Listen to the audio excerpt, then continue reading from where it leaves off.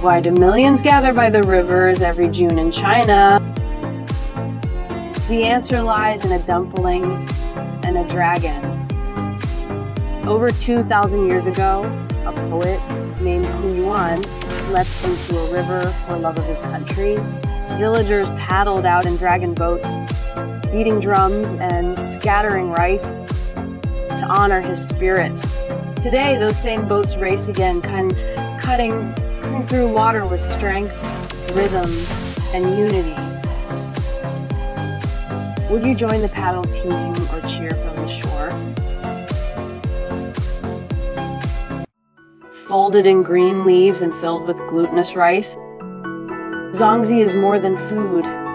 It's tradition wrapped by hand. Savory or sweet, it carries the warmth of family kitchens and the quiet joy of making something with love.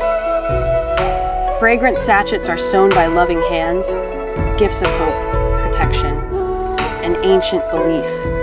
During Duangwu, homes hang mugwort to ward off illness, and children wear 5 colored threads to stay safe and strong. As the sun sets and dragon boats drift back to shore, families come together, sharing dumplings, stories, and laughter. But the spirit of Duangwu doesn't end here. Have you ever tasted a memory wrapped in bamboo leaves?